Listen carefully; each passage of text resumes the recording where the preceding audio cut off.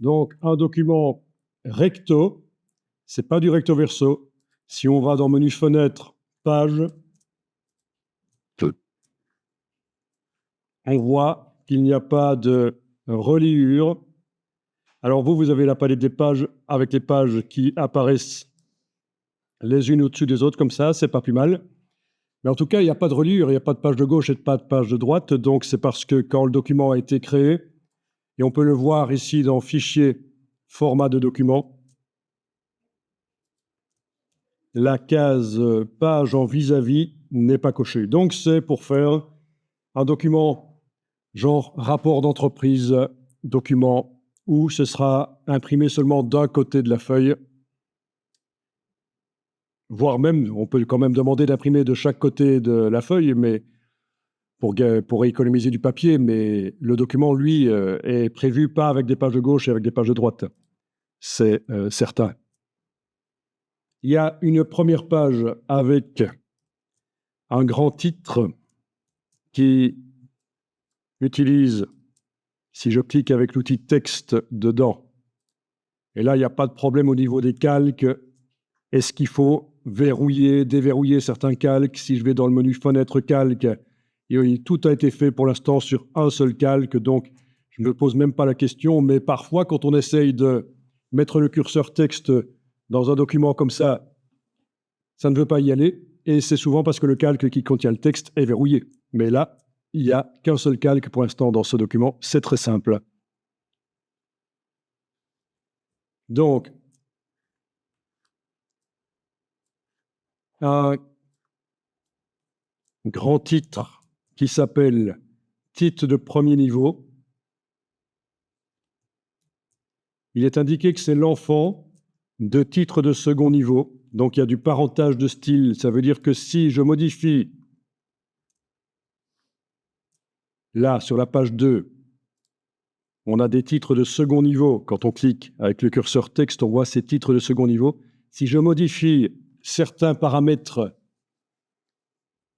du titre de second niveau, ça va influencer le titre de premier niveau. C'est un automatisme qu'on met en place pour gagner du temps quand on fait de la mise en page du parentage de style.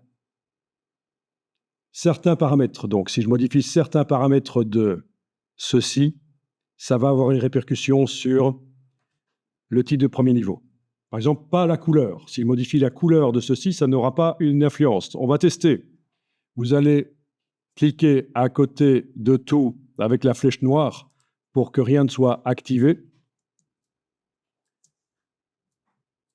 On va double-cliquer à droite du nom du style de paragraphe. Donc, c'est menu texte, style de paragraphe, si vous ne les voyez pas. Texte, style de paragraphe, c'est là qu'on va chercher la palette des styles. On va double-cliquer à droite du nom du style pour ouvrir ces paramètres. Et dans ce cas-ci, on va aller modifier la couleur des caractères. Donc, on va à couleur des caractères. Il y a différentes couleurs disponibles. On aurait pu en faire avant d'aller là-dedans. Ça aurait été bien. Alors, laissez-moi... Oui, on pourrait en créer une ici aussi. Double-cliquez là-dessus. Donc, quand je disais « laissez-moi », ça ne veut pas dire que je me sens harcelé. Je disais « laissez-moi regarder si dans mes souvenirs, c'est bien exact qu'on peut créer la couleur quand on est en train de modifier le style de paragraphe. » Donc, on a double-cliqué là-dessus. Vous allez pouvoir créer une couleur en CMJN, pourquoi pas. Je voulais choisir, bien sûr, le fond ne sera pas jaune comme ça. C'est temporaire que le bloc a été mis en jaune. Le fond sera le papier, ce sera blanc. Je voulais choisir la couleur que vous voulez. Avec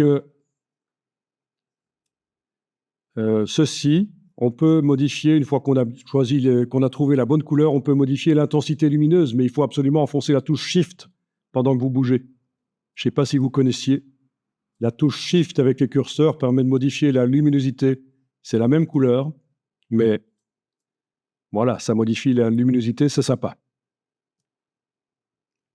Bon, et alors vous allez cliquer sur « Ajouter ». Voilà, elle est là. On la voit déjà. Terminé. Et voilà. Et donc, on peut attribuer à ce titre cette couleur-là. Voilà, le titre de second niveau a cette couleur-là.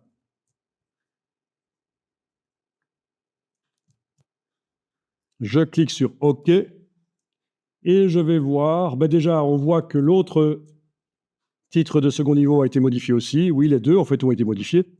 J'en avais sélectionné aucun. J'ai télécommandé ça par le style. Est-ce que le titre de premier niveau sur la première page, sa couleur a été modifiée? Non. Parce que malgré que c'est l'enfant, titre de premier niveau est l'enfant du style que je viens de modifier, vu qu'il avait déjà sa propre couleur, ça peut plus être modifié par son parent. Alors remarquez qu'on a quelque chose qui est bizarre, mais pas tellement. Ici, on pourrait s'attendre à ce que le grand titre, le titre de premier niveau, soit le parent du titre de second niveau. On aurait pu faire comme ça. Mais techniquement, ça ne pose aucun problème que le titre de second niveau soit le parent du titre de premier niveau. Donc, en n'ayant rien sélectionné, si vous double-cliquez à droite du nom du style de paragraphe titre de premier niveau, vous voyez dans sa boîte de réglage son nom ici, voilà. Et là, c'est quelque chose que j'ai indiqué manuellement moi-même pour comprendre, pour m'y retrouver. Dans mes styles de texte. Et là, on voit qu'il est fait d'après titre de second niveau. Donc, c'est là qu'on indique quel est le parent.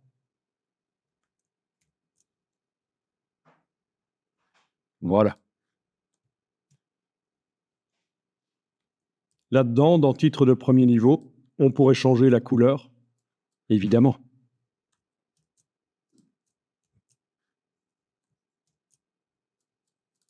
Et ça ne va pas, bien sûr pas avoir d'influence sur le titre de second niveau qui est le parent. C'est impossible. L'enfant ne peut jamais avoir d'influence sur le parent.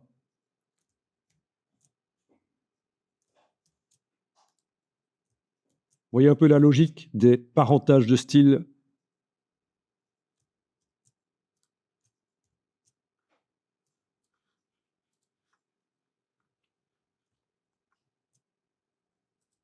Voilà.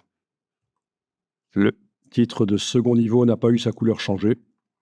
Donc en fait là, on est avec deux styles qui ne peuvent pas influencer la couleur de l'autre. Par contre, ils utilisent... Ah non, ils n'utilisent même pas la même police. Donc même en modifiant la police de l'un ou de l'autre, ça ne modifiera pas. Donc, oui, il n'y a pas grand-chose finalement. Peut-être l'alignement, il est pareil. C'est deux styles de paragraphes qui sont en alignement à droite, en drapeau à droite. On va peut-être les faire en drapeau à gauche. On va voir ce qui va se passer. Donc, en n'ayant rien qui est sélectionné, si vous double-cliquez sur titre de second niveau, donc le parent, et dans retrait et espacement, vous allez indiquer, donc je suis dans titre de second niveau, le parent de titre de premier niveau. Donc le petit titre, les petits titres sont les parents des grands titres. Si à la place d'aligner à droite, j'indique aligner à gauche, on voit que ça fonctionne. Étant donné que les deux paramètres, l'alignement était identique dans les deux styles, quand je modifie le parent, ça modifie aussi l'enfant. Ça va, vous voyez la logique?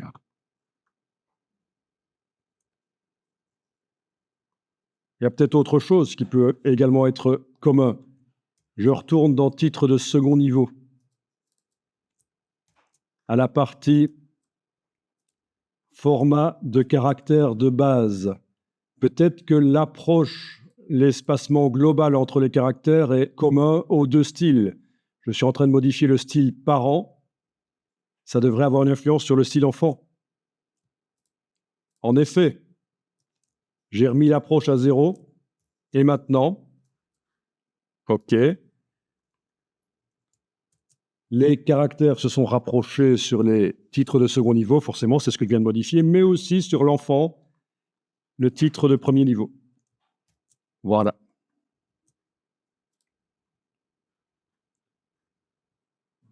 Comme ça, vous voyez comment ça fonctionne, le parentage de style. Évidemment, si vous faites un petit document de 4 pages, vous n'allez pas nécessairement avoir besoin de faire ça parce que ça va être beaucoup de choses, beaucoup d'énergie pour mettre en place ce système de parentage de style pour pas grand-chose. Pour un petit document, un menu ou quelque chose comme ça ne vaut pas la peine. Mais dès qu'on a un document long avec des dizaines, voire même des centaines de pages, ça peut bien sûr être intéressant parce que tout ceci automatise la modification dans tout le document. Ceci dit, on peut vivre sans faire de parentage de style. Mais c'est intéressant de voir que ça fonctionne. Et surtout, ce qu'il faut retenir, c'est que quand vous faites un style, il faut bien aller regarder à chaque fois que, à cet endroit-ci, quand vous faites un style de paragraphe, il soit bien indiqué d'après aucun, parce que parfois, ça se met tout seul. Parfois, le parentage se fait tout seul. Le style que vous êtes en train de créer, ça va être l'enfant d'un autre style. Et si vous ne vérifiez pas ça, par la suite, vous n'allez pas comprendre pourquoi InDesign, quand vous modifiez un style, ça modifie aussi un autre. OK. Alors, on va enlever les fonds jaunes sur les blocs. Finalement, ça ne nous sert plus. C'était juste au début pour arriver à voir où étaient les blocs. Bon, je vais peut-être sélectionner le premier bloc, là. Voyons un peu. On va voir si on peut faire un rechercher remplacer de couleur, on va voir. Même si ici, il n'y a que 3 blocs jaunes dans le document, ce serait facile de manuellement leur enlever leur couleur, mais voyons un peu si édition, rechercher remplacer, couleur, on arrive à faire une recherche par la couleur. Donc, quelle couleur? Il n'y avait même pas besoin de sélectionner, en fait, le bloc. Donc, c'est du jaune que je recherche. La plage de teinte, oui, c'est à 20% de jaune, mais je pense que si on indique de 0 à 100%, il va trouver tous les jaunes. Et on va remplacer par la couleur papier. Non, on va remplacer par 100. Aucune couleur. Il n'y a même pas besoin de mettre une couleur blanche dans le fond du bloc, aucune couleur. Donc, je recherche dans le document, dans tous les blocs du document. Je clique sur « Tout remplacer ». Il en a trouvé 3. Et voilà, OK, terminé. Donc, vous venez de voir comment, par rechercher, remplacer, on pourrait chercher des blocs qui ont une certaine couleur et les remplacer par une autre. Pourquoi pas? Plutôt que de tout faire manuellement. Là, ça aurait été facile parce qu'on n'a que 3 blocs. Il n'y avait que 3 blocs sur 3 pages qui avaient la couleur jaune, mais imaginez, vous en avez 50, 120 pour des très longs documents. Bien, vous voyez le chaînage quand vous sélectionnez un des blocs? Vous voyez que le texte coule d'un bloc à l'autre? Vous le verrez si vous avez dans la palette des outils l'affichage normal ici. Donc, c'est du texte en flux continu. Très intéressant pour faire des longs documents informatifs. Mais pour faire des documents de type loisir, c'est pas génial parce que d'une page à l'autre, ça va pas être très varié en fait. Mais des catalogues d'exposition, des rapports d'entreprise, des articles scientifiques, ça peut être intéressant. Ce système du flux continu. En fait, il existe donc dans InDesign 2 grands types de documents qu'on peut faire. Des documents en flux continu où d'une page à l'autre, la mise en page ne change pas beaucoup, et des documents plus loisirs où il n'y a pas, ou en tout cas pas beaucoup de blocs qui sont chaînés, pas beaucoup de blocs où le texte coule d'une page à l'autre. Et donc, Ça, c'est plutôt pour faire des magazines, des brochures. C'est une autre approche. Ce sont les mêmes outils dans InDesign, en gros. Tout ce qu'on apprend dans InDesign, les outils, sont utilisables pour faire un type de document ou l'autre.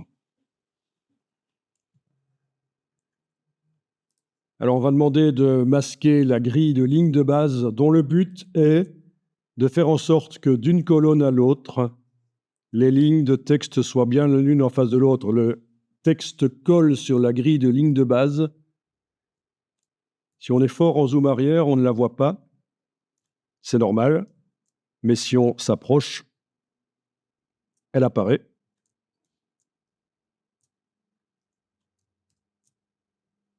Alors, ça fait partie des qualités typographiques d'un document que d'une colonne à l'autre, le texte soit à la même hauteur.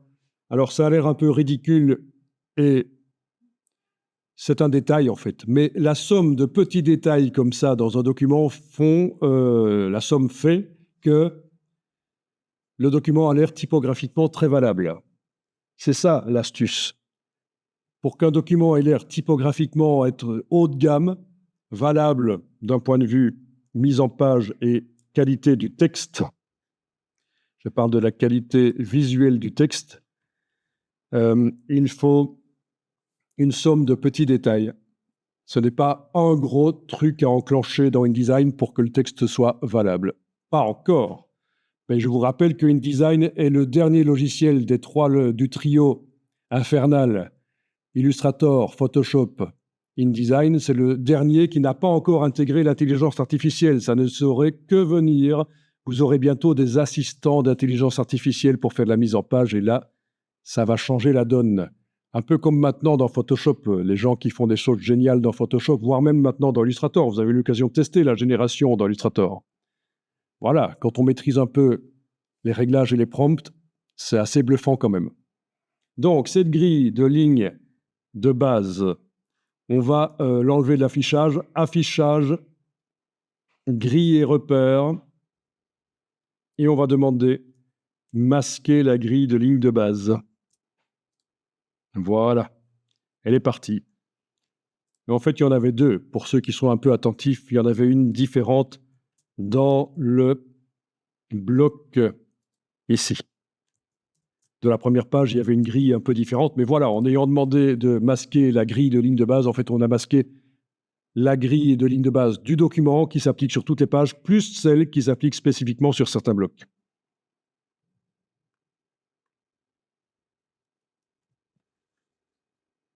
Les images sont très particulières ici. Vous allez pouvoir cliquer sur la première image avec la flèche noire et vous voyez une icône d'encre. Ça veut dire que c'est une image ancrée. Elle est dans le texte. C'est très particulier. Vous allez tenter de la redimensionner. Alors attention, quand on a cliqué sur l'image, on n'a pas cliqué, et je vais le faire ici pour montrer ce qu'il ne faut pas faire, cliquer sur le réticule central. Ça, c'est descendre au niveau du contenu du bloc pour modifier notamment la position de l'image en bougeant avec la touche Shift pour déplacer parfaitement à l'horizontale. Ça, c'est le recadrage. Oh, ceci dit, vous pourriez tester. Cliquez avec la flèche noire sur le réticule et avec la touche Shift enfoncée, vous la déplacez. Voire même, vous allez pouvoir prendre une poignée du coin, agrandir en enfonçant la touche Shift. Voilà. Repositionner. Oui, il faut agrandir en enfonçant la touche Shift pour garder les proportions, évidemment. Voilà. Donc le recadrage, ça compte beaucoup. Je vais même le faire pour l'autre image, comme ça vous revoyez. Soit en double-cliquant avec la flèche noire sur le bloc, soit en cliquant directement sur le réticule. On a les limites de l'image. Là, elle déborde uniquement par le bas, visiblement. Et donc, avec l'outil de transformation manuelle, je vais enfoncer une poignée du coin et garder enfoncé une demi-seconde, le temps que InDesign construise la prévisualisation. Et là, maintenant, quand je bouge en temps réel, je vois ce que ça donne. touche Shift pour garder les proportions. J'ai même la touche Alt en même temps, la touche Option pour faire le redimensionnement uniquement par le centre, voilà, par le centre. Je lâche le bouton de la souris, puis les touches au clavier. Et je vais repositionner. Voilà. Là aussi, j'ai gardé une demi-seconde enfoncée, le temps de voir.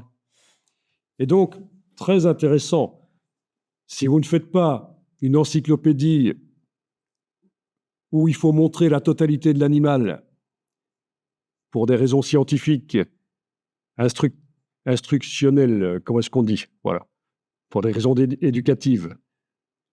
Vous avez intérêt à recadrer les choses. Les images recadrées, c'est toujours bien. Bon, celle-ci, je vais la laisser comme ça, elle n'est pas si mal. Recadrer. Montrer moins, c'est mieux.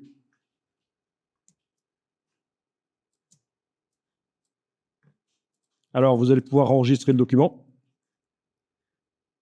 Enregistrez-le dans le dossier d'assemblage.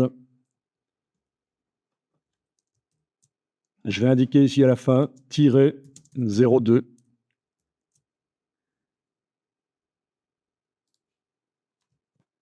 Donc, on vient de redimensionner avec l'outil de transformation les images à l'intérieur de leur bloc. Mais en fait, au départ, moi, je voulais vous montrer qu'on va redimensionner le bloc ici avec son image. On va le redimensionner. Oui, évidemment, on pourrait, avec la flèche noire, recadrer comme ceci. Ah, vu que l'image est centrée dans la colonne, si je diminue par la gauche, ça diminue aussi par la droite, elle reste centrée dans la colonne. Elle repose, l'image est posée sur un paragraphe avec qui est en mode centré dans la palette paragraphe. C'est pour ça. Bon, je vais annuler ici, commande Z. OK. Si je suis allé trop loin dans l'annulation, commande majuscule Z, mais apparemment là ça va. Et donc, plutôt que de recadrer avec la flèche noire, je vais redimensionner l'image avec l'outil de transformation. Je prends une poignée du coin avec la touche Shift enfoncée pour garder les proportions. Je lâche le bouton de la souris, puis la touche Shift, je la lâche calmement. Et voilà. Donc l'image a à peu près la même largeur que les autres, donc c'est pas mal.